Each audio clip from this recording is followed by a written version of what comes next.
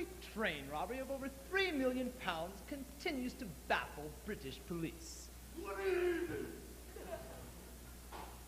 However, with us here in the studio this evening, we have as our guest Sir Arthur Gotham, the deputy head of Scotland Yard, and I'm going to ask him a few questions.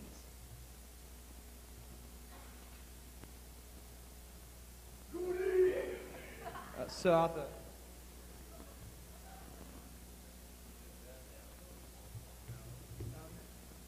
Good evening. I'd like to ask you a few questions about the great train robbery. Oh, goody, goody. That's the very thing we're investigating. As a matter of fact, I shall have to make one thing quite clear to you now, you see. When we speak of a train robbery, we haven't actually lost the train. No! It's rather the contents of the train which were stolen. You know, good locksmith? However, trains are very bulky and cumbersome, making them very difficult to lose, as compared, for example, to a very small jewel. A pearl, for example, which might easily fall from its sack and be lost in the tall, tall grass. However, a train with steam coming out is a very different case.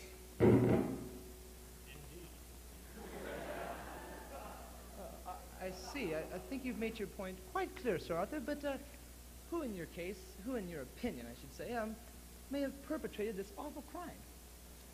Why, yes. We believe this to be the work of thieves.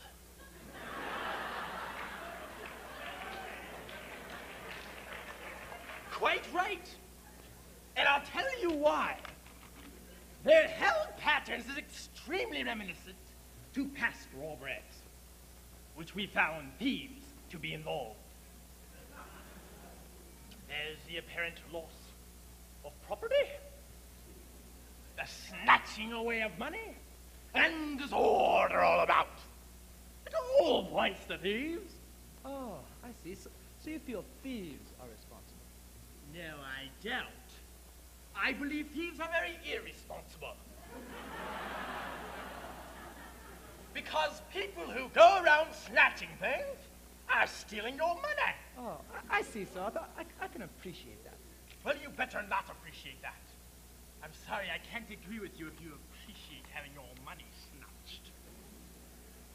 I'd consider you some sort of odd fish. No. You misunderstood me, Sir Arthur, but, okay. Who, in your opinion, may have, who is behind the criminal? Why, we are considerably behind, and we might just stay there. No. Let me put it this way. Who, in your opinion, is the organizing genius behind the crimes? Oh, yes. Now you're asking me who the organizing genius behind the crime is. You're a man of acute perception, Sir Arthur. Yes. We believe this to be a Mindermost. A mind moth? A Mindermost. A Mindermost. A Mindermost. Quite right. A Mindermost is a code word we use in the yard to describe a mastermind. We don't like to use that word mastermind. It discourages the men. However, in their search for these hoi polloi, we've employed a wonderful new piece of equipment. Criminal identity key. Are you familiar with that? Oh, yes. That's where you piece together the face of the criminal, correct? No, not quite right. We aren't actually able to piece together the actual face. I wish we could. However, we never seem to be able to find it. They always run off. However, oh yes, once you capture the criminal face, the rest of the body parts follow right behind.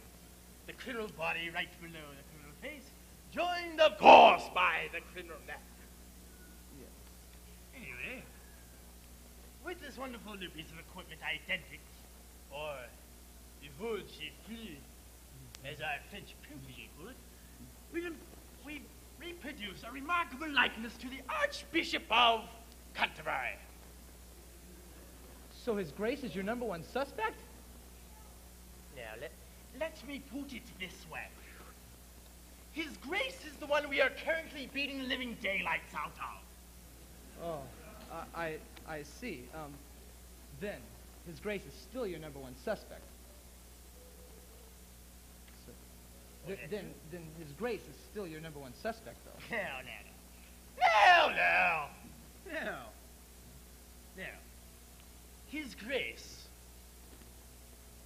God bless him, no longer resembles the picture we drew up of him. He's changed quite a bit. Oh, I see, Sir Arthur. Well, aren't I correct in saying that some of the money has been recovered?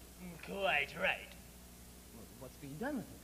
We're spending it as quickly as we can. A short time, but a merry one.